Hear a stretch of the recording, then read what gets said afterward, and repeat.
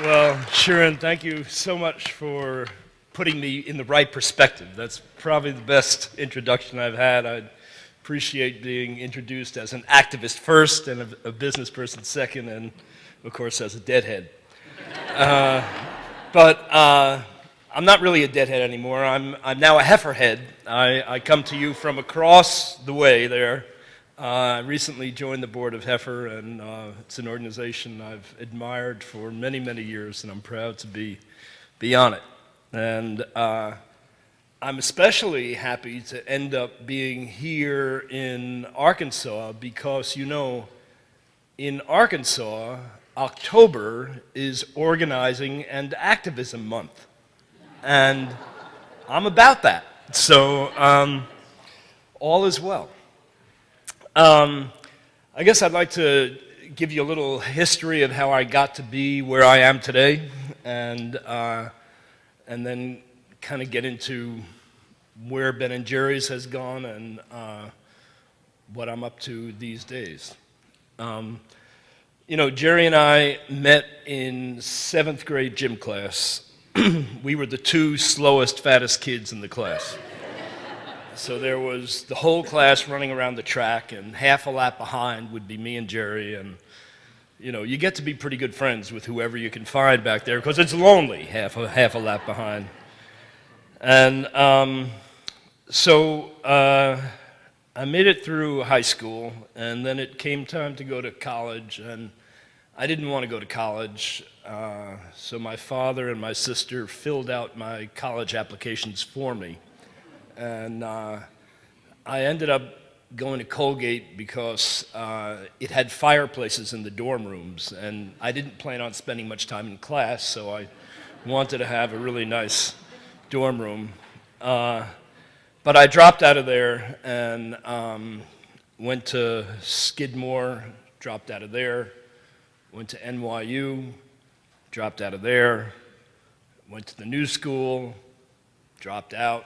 And then I got into the most unstructured college program in the country at the time, which was the University Without Walls. The University Without Walls had no classrooms, had no teachers, had no campus. The idea was that the whole world was your campus. And you go out there and you learn whatever it is you want to learn, and you come back to this administrative body and prove that you learned it, and they give you a degree. And I dropped out of there too. It was really hard to drop out of the University Without Walls. They didn't let me drop out for many years. They thought I was still in the program, but I did eventually drop out. And Jerry, on the other hand, went through 4 years straight at Oberlin College, and he was planning on becoming a doctor. He was in pre-med, and he got rejected from all 30 medical schools that he applied to. At that time, I was trying to become a potter and make my living making pottery and selling it, and nobody would buy my pottery. So we were both failures, and we felt like if there was any chance of us getting anywhere in the world, we'd have to start our own business. And since the only thing we really liked doing was eating, we figured that it should be a food business. And we talked to a friend about it who knew something about business, and he said, well, you know, if you want to start a food business, whatever you do, don't start a restaurant, because, you know, restaurants go out of business all the time. There's all this food waste. You have to be open all these long hours. There's all this employee turnover, etc. He said, if it has to be a food business, make it a very, very limited menu. And so our idea was that we wanted to live in a rural college town. So we thought we would take a food trend that was starting off in the big cities around the country and bring it to a rural college town. And the two things that were happening at the time, just starting off in the big cities, were homemade ice cream and bagels. And the first thought was to start a bagel business, but when we looked into how much it cost to buy used bagel equipment, we didn't have enough money.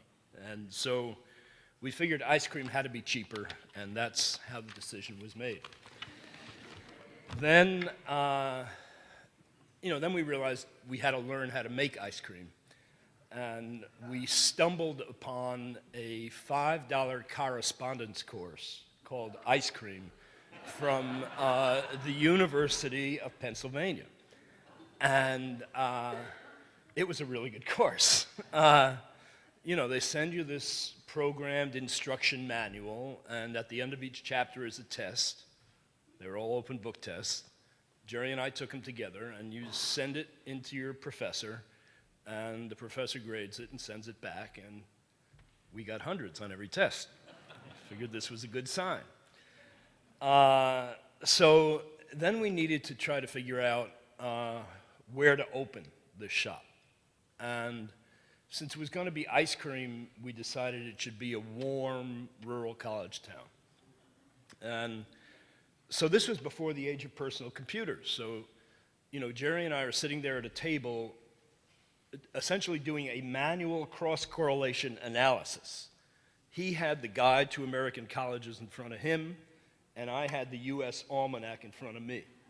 And he would call out the names of towns that had, a lot of college students, and I would see what the average temperature was in the Almanac. And we eventually came up with the short list of warm rural college towns, and then we investigated those towns, and we found that, sure enough, someone had already done this work before us, and there already was homemade ice cream shops in the warm rural college towns. So we threw out the criteria of warm and ended up in Burlington, Vermont, which is about an hour and a half south of the Canadian border.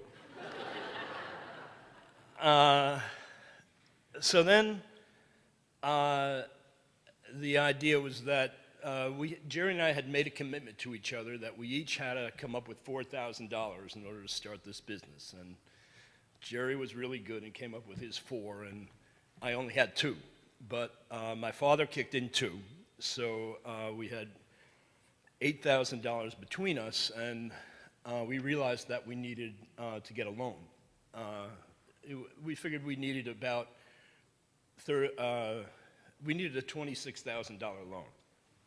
So, we realized that we were not really good loan prospects for a bank. We were young, we were 26, 23, something like that. And we were new to the area, we had no credit history, we had no collateral, we had no business experience, we weren't married, and we didn't know what we were doing. So we realized that if we were going to get a loan, it was going to need to be guaranteed by the Small Business Administration. And in order to get guaranteed by the Small Business Administration, we knew that we had to come up with a really good business plan. But we had no idea what a business plan was. So we talked to our friend again who knew something about business, who actually used to do some consulting work for the SBA, and we said, hey, what's a business plan? He said, well, I'll get you a copy of a business plan, and you can see what the format is, and then just, apply it to what you're doing. So he got us a copy of a business plan for a pizza parlor that the SBA had actually approved. And so we're using this as the model, and we're doing all our research, and we're figuring, okay, how many cones per hour do we have to sell in order to cover somebody's payroll, and then, how much do we have to sell in a day to cover the rent and all that kind of stuff. And, and we start writing this thing, and we realize that, it's pretty much the same as the pizza parlor deal. That really the only difference between an ice cream shop and a pizza parlor is one of them is selling ice cream cones, the other one is selling slices of pizza. It's about the same price.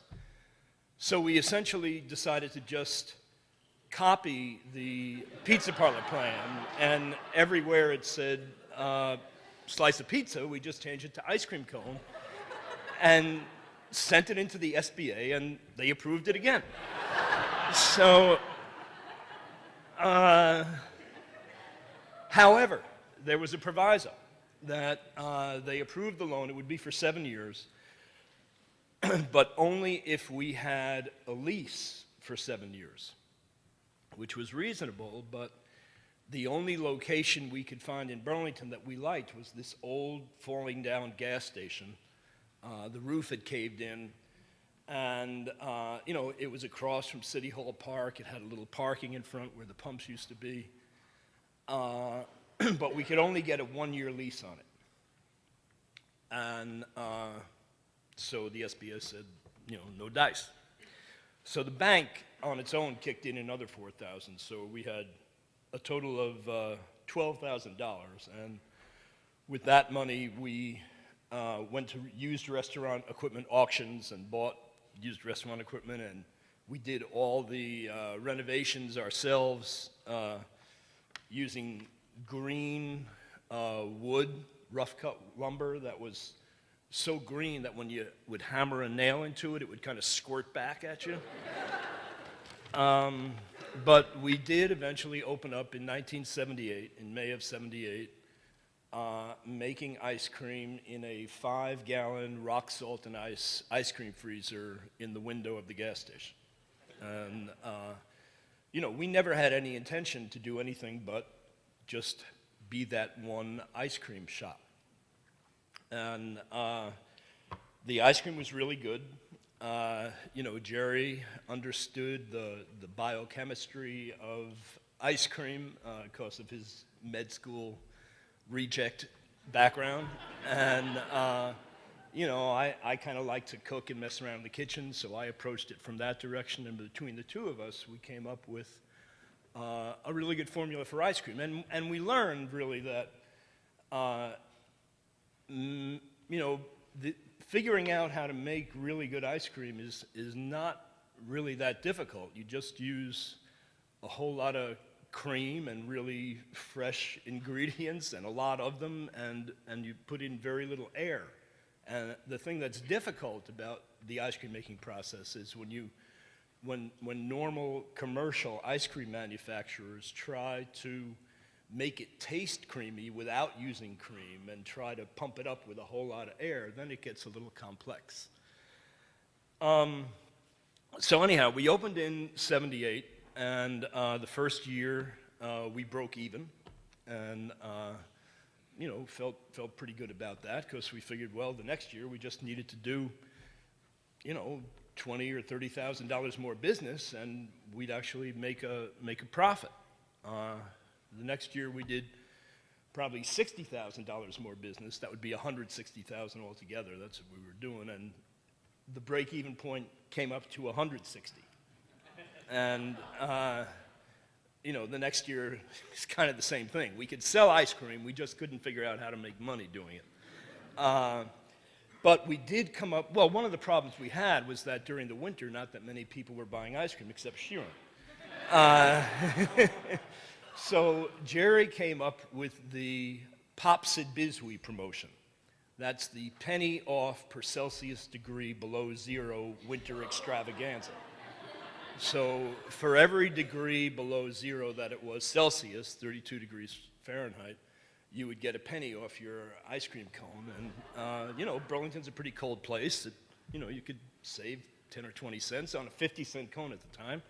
It was a pretty good deal, but still not a good enough deal. And still just broke even. And, you know, I was getting kind of bored running the day-to-day of an ice cream shop, you know, calling up the guy and ordering the stuff and, you know, just doing the regular routine. And I was getting kind of jealous of, you know, those traveling salesmen that would come by trying to sell us straws or cups or napkins or syrups or whatever. And I thought, you know, these guys have a pretty good deal. You know, they drive around in their cars all day, listen to some really good music, and they drop off every now and then and try to sell a little stuff to somebody and get back in their car and drive around, listen to music. I thought this is the kind of life I could get into. So we decided to start wholesaling our ice cream, and I would become the route sales driver, as it were. You know, we discovered that we weren't making any money because we weren't doing a very good job of controlling our portions. We were scooping too big. And we just couldn't get ourselves to scoop smaller, you know, because the customer, they really like a big scoop. And, you know, we figured if we could just sell tubs, 2.5-gallon tubs to restaurants, we wouldn't have to worry about portion control, and that would go better. So I had an old Volkswagen station wagon at the time, and we built an insulated box to put in the back that would hold 16 tubs of ice cream. And my job was to fill up this insulated container and drive around Vermont as fast as I could, selling the 16 tubs before they melted. And that actually worked pretty well. You know, indeed, I was able to sell the 16 tubs, and, you know, I did get a few speeding tickets, but, you know, that was working.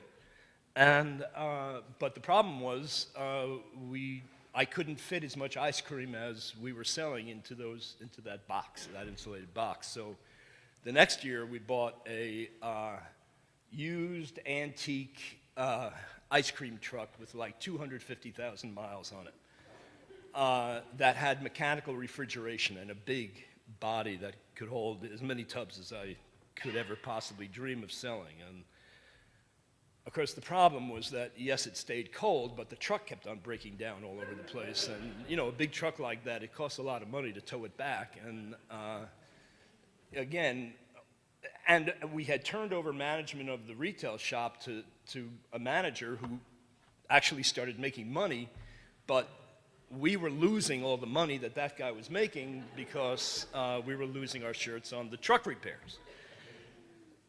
So, finally, in an act of desperation, we said, why don't we try to pack our ice cream in pint containers and sell it to the mom and pop grocery stores that we were passing on the way to these restaurants that were buying these 2.5-gallon tubs.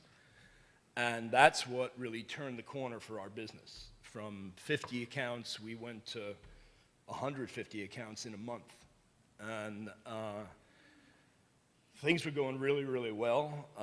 After we showed a good track record at the mom and pops, the supermarkets were willing to carry our stuff, and then there was some supermarkets in neighboring states that were willing to put it into their stores there, and then there were some distributors in New Hampshire and upstate New York that were looking to get the ice cream, and so we were rolling. And then there was a distributor in Boston who started taking the ice cream, and we figured, you know, so Boston was our first major market, and we thought if we're going to be going into our first major market, they've never heard of us, we should really make sure that the product sells. So we came up with our first ever TV ad. And the TV ad featured Jerry and myself live in the middle of a pint container. And it went like this. Hi, I'm Ben. I'm Jerry. I may not have the money for a 30-second TV ad, but we're sure to make some of the best ice cream you ever tasted. And that was it. And it worked really, really well. We could only afford to play it on late night TV, on Star Trek reruns. And apparently that's when our customers are watching too. What do I know? So things were going really well. And then one day we get a call from this Boston distributor who says, Ben, I have to meet with you and Jerry. It's really serious. I can't talk about it on the phone. We have to meet in a place where no one's going to recognize us. It's like, huh. So we come up with, you know, a place to meet in Boston in the back room of some restaurant.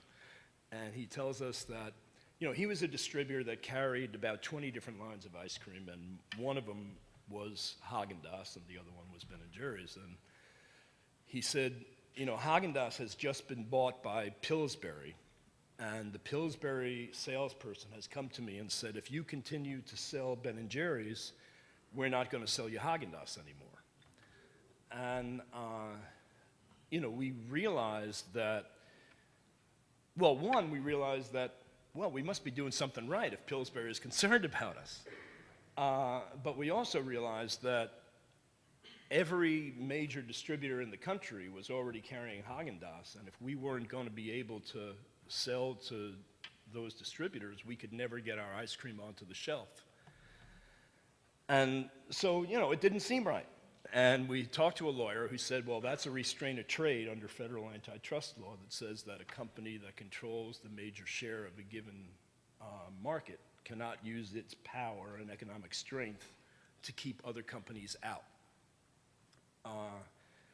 But he said, you know, the Federal Trade Commission has been Reaganized, and they're not protecting small businesses. And you could sue Pillsbury, but, you know, we realized we didn't really have the money to play that kind of legal battle. And so we decided to, that, you know, if we're going to go down, we're at least going to let people know what's going on. And we launched the What's the Doughboy Afraid Of campaign. So this started by renting aerial banners which flew behind planes and circled the major sports stadiums in Boston saying, "What's the doughboy afraid of?" And we took out some signs on the sides of the municipal buses that showed these two pudgy white hands coming out from behind the sign, squeezing this pint of Ben & Jerry's, saying, "What's the doughboy afraid of?" And you know, Jerry was a one-man picket outside the Pillsbury World headquarters in Minneapolis. I held a press conference in Boston. One reporter showed up. We weren't really getting anywhere. And then we thought, well, you know, who really cares if Ben & Jerry's goes down the tubes? And the answer was our customers, the people that are buying our ice cream. So we started putting these stickers on the side of the container that said, "What's the doughboy afraid of?" along with an 800 number. And so you could call that number, and then you'd get a recording from Jerry and myself giving the story of what Pillsbury was doing to us and asking people to leave their name and address for a doughboy kit. And, you know, eventually we ended up getting like 100 calls a night on that line, mostly between the hours of midnight and 3 a.m.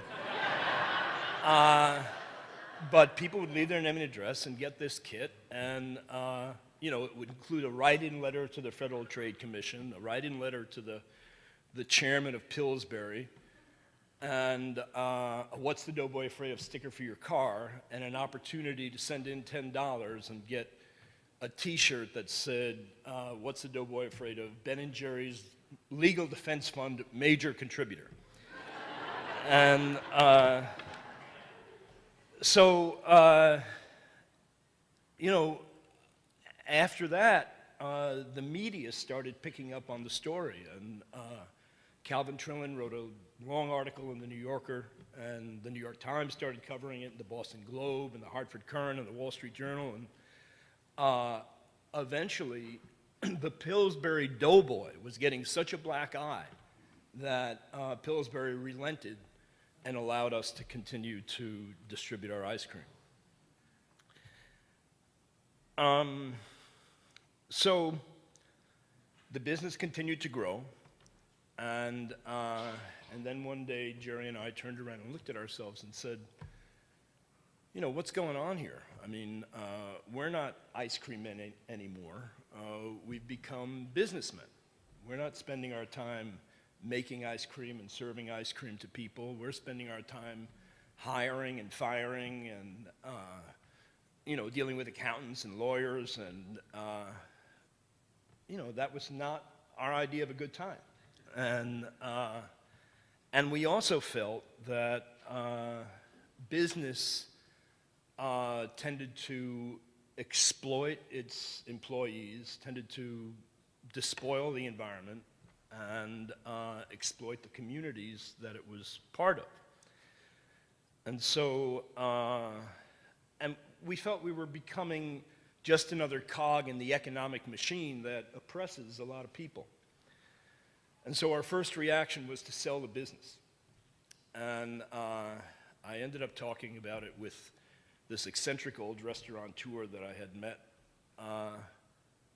who, when I told him He said, Ben, how could you possibly do that?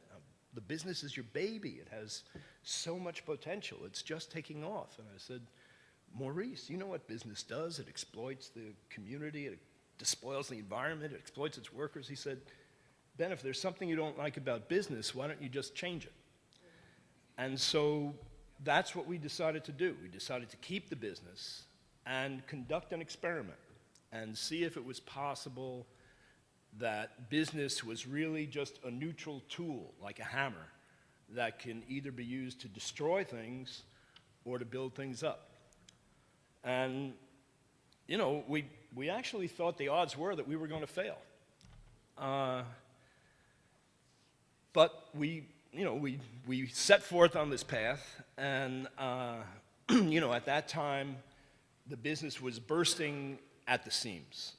We were doing around $3 million a year. We were in a 3,000 square feet of rented space using used World War II era ice cream equipment.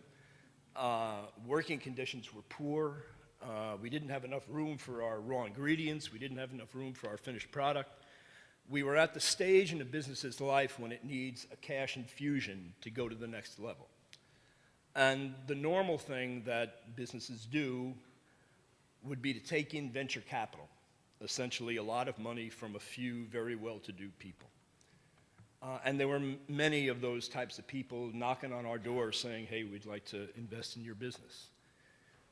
Instead of going that route, we chose to use that need for cash as an opportunity to make the community the owners of the business, so that as the business prospered, the community would automatically prosper as owners, instead of being, you know, getting a charity or a handout or philanthropy. And, you know, it was difficult to do that legally. It had never been done before that a business in Vermont had sold shares to people just in Vermont. There had never been an in-state Vermont public stock offering before. And we decided to do it. You know, the accountant said we were crazy. The lawyer said we were crazy. The lawyer wouldn't even fill out the paperwork. I mean, I had to keep on pounding the guy to do it. And, and you know, they were saying that, you know, there aren't enough people in Vermont. There was only 600,000 people who lived there, and, you know, those that are there don't have any money. And, you know, we said, well, you know, we want to have this really low minimum buy of $126, and you could essentially get in on the ground floor of what became an initial public offering. And, you know, that's usually only available to very sophisticated investors that have like $5,000. And they said, you know, it'll be too expensive to service those little investors. And we said, you know, we don't care. That's the only way we want to grow. And so we did that. Jerry and I registered as stockbrokers and sold shares. We advertised them in the first section of the newspaper along with the clothing ads and the supermarket ads. The heading was, "Get a scoop of the action." And by the end of the stock offering, we sold it out, and 1 out of every 100 Vermont families had become an owner of Ben & Jerry's. Well, the business continued to grow. A few years later, there was a national public stock offering. And at that time, we felt like, you know, business is essentially a machine for making money. And if we want to be of as much service to the community as possible, we need to give away as much money as possible. And so as part of that stock offering, we announced in our prospectus that we were starting the Ben & Jerry's Foundation, which was going to get 7.5% of our pre-tax profits, which was a huge percentage. You know, the corporate average is probably about 1%. And, you know, the underwriter was saying, oh, no, I can never do that. You know, the street will never buy that. Wall Street will never go for it. We said, we don't care. And we did it and sold out that stock offering and formed the Ben & Jerry's Foundation. And as soon as we formed the Ben & Jerry's Foundation, it was overwhelmed overrun with applications from incredibly worthwhile organizations dealing with issues of hunger, poverty, domestic abuse, education, healthcare, and we just had so many applications that we could only fund about 5% of what was coming in. And we realized that that's really the same with every foundation all around the country. There's just so much overwhelming unmet basic human needs that even all the foundations put together can't really do that much about the problem. And so we started thinking, isn't there something else? Isn't there something more that we could do? And we began by looking at the definition of business. You know, the usual definition of business is that business is an entity that produces a product or provides a service. At Ben & Jerry's, we started to define it differently.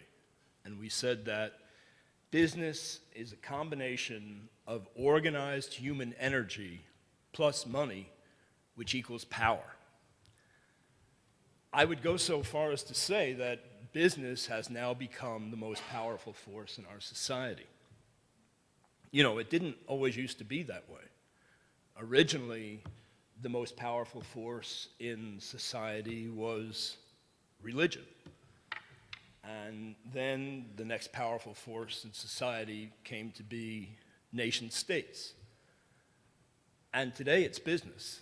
And you know, that shift from nation states being the most powerful to business being the most powerful is something that's only really happened within my own lifetime.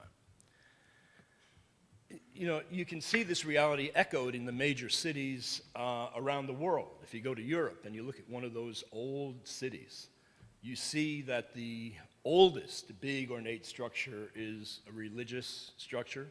The second oldest big ornate structure is governmental. And today, the big ornate structures that are being built are commercial. Well, as that most powerful force, business controls our elections through campaign contributions. It controls our legislation through lobbyists. It controls our media through ownership.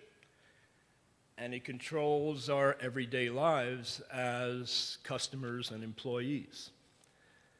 And all of that is done in the narrow self-interest of business to maximize profits. And that's the big difference between what's going on now with business as the most powerful force versus having those other two formerly most powerful forces, religion and government. Because at least religion and government had as their purpose to improve the general welfare of the society. And business has never had that as part of its brief. What Jerry and I began to realize is that there's a spiritual aspect to business just as there is to the lives of individuals. As you give, you receive. As you help others, you're helped in return. As your business supports the community supports your business. We're all interconnected. And as we help others, we have no choice but to help ourselves. Well, despite the idea that all this stuff is written in the Bible, you know, when you apply it to the business context, it meets with a lot of derision, or at least it did at the time when we started. You know, it's becoming more accepted now. It was Schopenhauer who said that all truth goes through three stages. First, it is ridiculed. Second, it is violently opposed. Third, it is accepted as being self-evident. We're somewhere along that continuum. You know, a bunch of years ago, Jerry and I were invited to attend a weekend workshop at Emory University with CEOs, a weekend CEO workshop with some CEOs of some of the biggest businesses in the country. The UPS guy was there, the Home Depot guy was there. I'm not exactly sure how Ben & Jerry got invited. Maybe they were looking for dessert. But we went. And, you know, what we came away from the weekend feeling was that, you know, all those CEOs of all those huge companies were good people. You know, they gave freely of their time and volunteered at nonprofits, and they donated a bunch of their own money to nonprofit social service organizations. But we came away questioning, you know, if the people running these huge organizations have these positive social values, how come their businesses aren't really doing anything to address the social needs? And we felt like there were really two reasons. One is the compartmentalization of our lives. You know, we live in a paradigm whereby you know, we deal with our social concerns by volunteering some time or money to some nonprofit organization. We deal with our spiritual life on Saturday and Sunday in church or temple or mosque. And we deal with our financial needs during the 9-to-5 workday, usually in business. And the reality is that we will never achieve the things we want when we're working in the social sphere or in the spiritual sphere until we integrate those needs and those desires into a situation when we, as human beings, are at our most powerful and actually able to do something, when we're in the world of business. A combination of organized human energy plus money. And the second thing that we felt was that in terms of business, well, in terms of anything, you only get what you measure. You know, if you're on a diet, you weigh yourself on a regular basis, and if you're losing weight, you say, hey, what I'm doing is really good, I just need to keep doing that, and, you know, it's motivating. And if you're not losing weight, you say, well, whatever I'm doing isn't working, I'm going to have to do something different. But it's that act of consistent, constant measurement that keeps you focused on your goal and keeps you headed in the right direction. Well, you know, in business, the only way business has ever measured its success is by the bottom line, profit. How much money is left over at the end of the month. And that seemed to be the problem, that the only thing we're measuring is how much money we're making, so of course we're not doing anything worthwhile in terms of addressing social needs. So Jerry and I said, well, if that's the case, the solution is to change the way we measure success. And so we decided we would have now a two-part bottom line. And we would measure how much money is left over at the end of the month and how much have we helped to improve the quality of life in the society. And we announced that to all of our managers, and they stood up and applauded. And then, you know, a few months later, they came back to us and they said, well, you know, that idea about the two-part bottom line, you know, it sounded really good, but we find that when we devote company time and energy and resources to improving profitability, that takes away from time and energy and resources we can spend on improving the quality of life in our communities. And we said, huh. And then we realized that the solution to the dilemma is to choose those courses of action that have a positive effect on both parts of the bottom line. And you know, I say that and you hear it and it sounds like, yeah, nice idea, but it's just not possible. It can't be done. And what we discovered is that it's just a mindset. As Rosabeth Moss Kanter said, the editor of the Harvard Business Review, she said that money is a means, not an end. Detached from values, it may indeed be the root of all evil. Linked effectively to social purpose, it can be the root of opportunity. And so that is the field in which we labored at Ben & Jerry's. And our goal was to integrate social concerns into profit-making activities across all the different aspects of our business. And it was a process of innovation. And just as in innovating new flavors, you know, most of them don't work. But you keep on trying, and you come out with some pretty damn good flavors.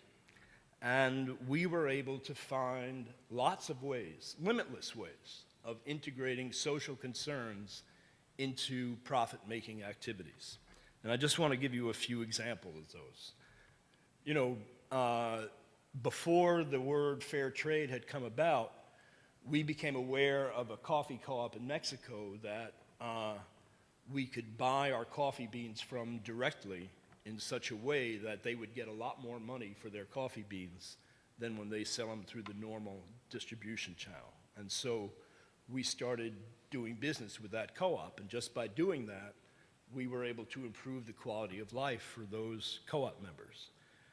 We found a tribe of Native Americans in Maine that were harvesting wild blueberries, and we came up with a blueberry flavor to use those blueberries and help to improve the quality of life for that community. Then we became aware that the rainforests were being destroyed, having horrible effects on the environment and the lifestyle of the people who live in the rainforests. And there had been a study done by a Harvard ethnobotanist who said that the rainforest, if sustainably harvested for its fruits and nuts and vegetables and dyes and medicines, could be as profitable left standing as it was when it was cut down. But he needed markets for those products. And so we said, well, what do you got? What can we use in ice cream? And he said, well, I got a lot of Brazil nuts.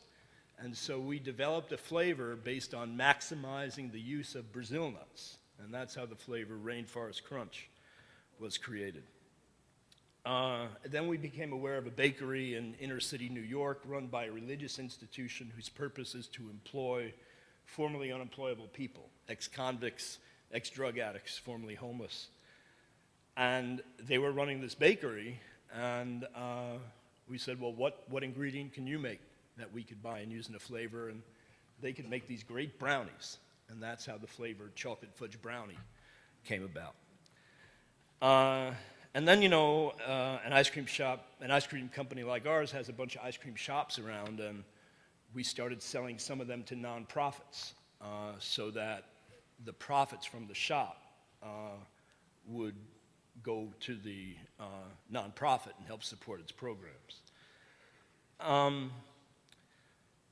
So we started using our packaging as media, started promoting the idea of cutting 1% of the Pentagon budget and putting it into peace through understanding activities.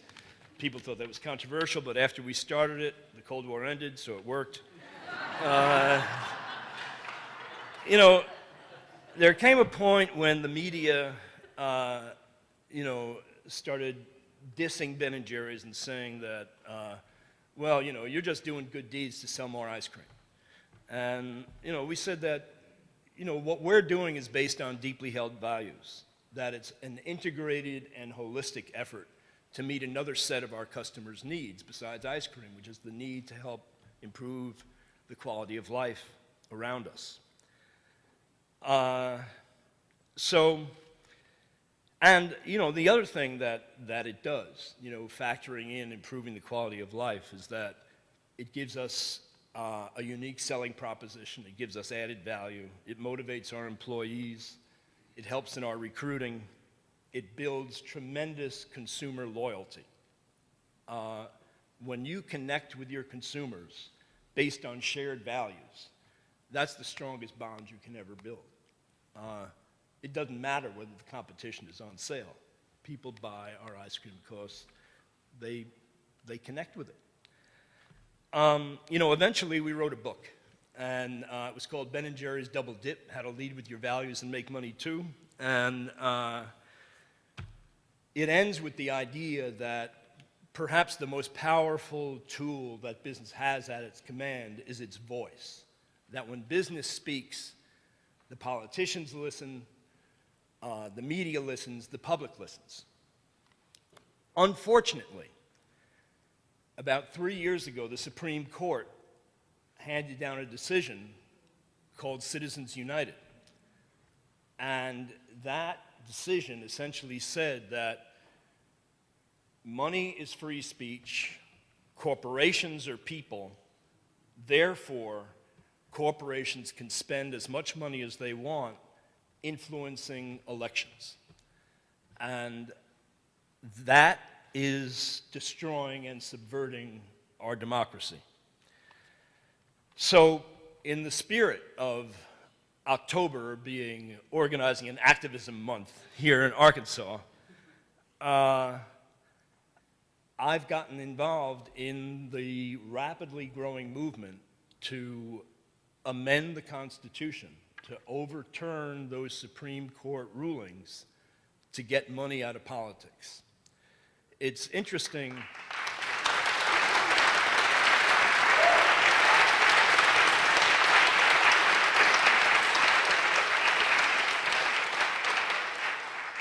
Thank you.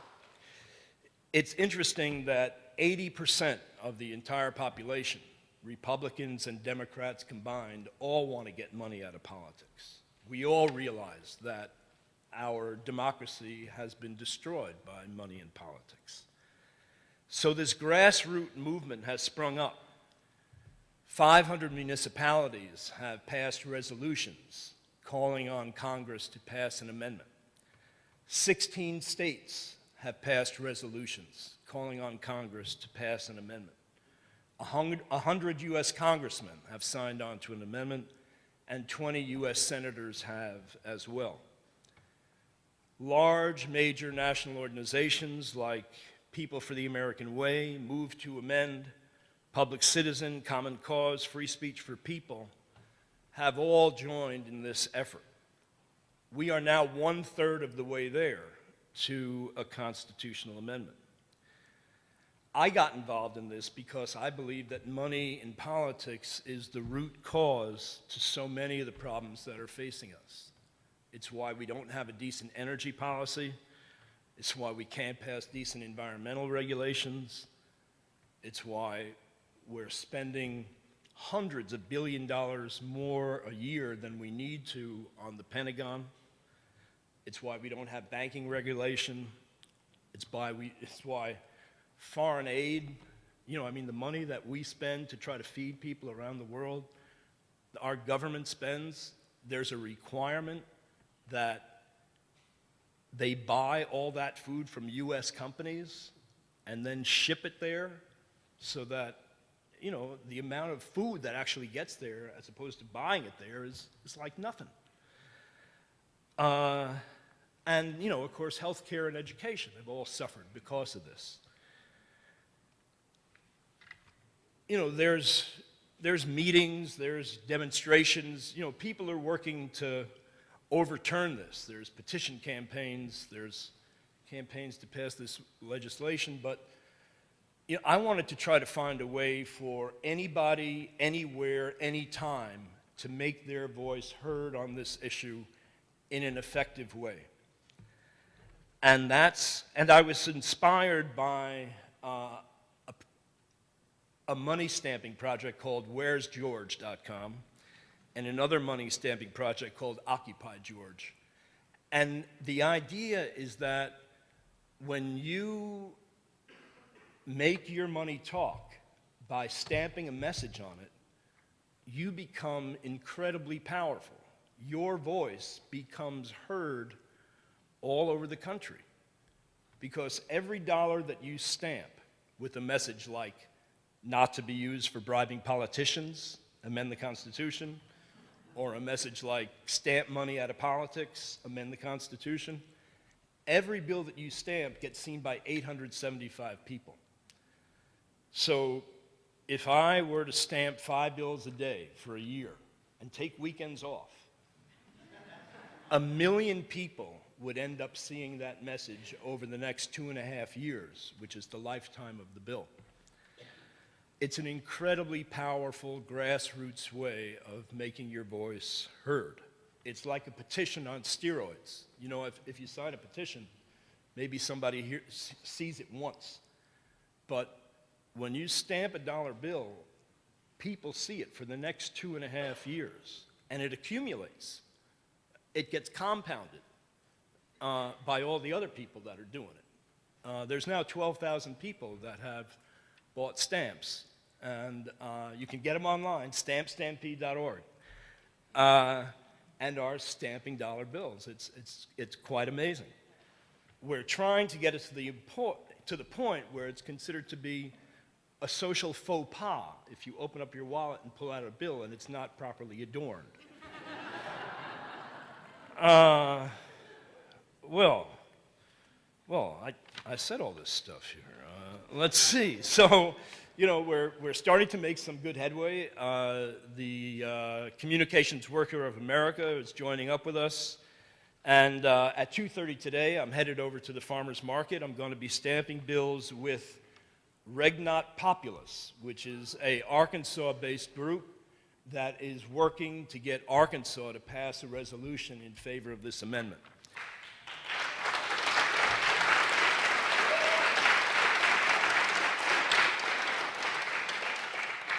So it was Martin Luther King who said that true compassion is more than flinging a coin at a beggar. It comes to see that an edifice that creates beggars needs to be restructured. What we began to learn at Ben & Jerry's is that there's a spiritual aspect to business just as there is to the lives of individuals. As you give, you receive. As you help others, you're helped in return. For people, for business, for nations, it's all the same. Thank you.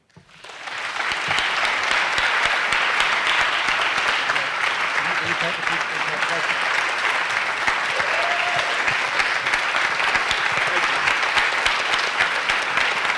you very much.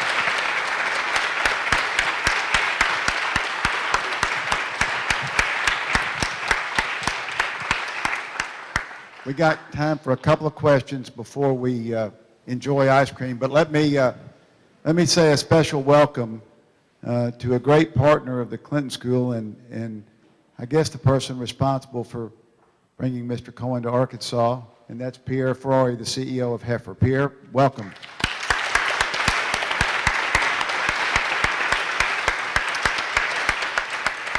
Okay, time for a question or two, real quick. Anybody got any questions you want to ask? Got one right back here, Bob, back row. Here comes the microphone. Thank you. At one point in time, Ben & Jerry's had a 5-to-1 ratio, I guess, of salaries. The person who made the most money could only be 5 times the person who made the least, if I'm understanding it correctly. I understand that's not active anymore, but in your mind, does that pertain to the raising of the minimum wage, and what's your opinion on? Well, it's not active anymore.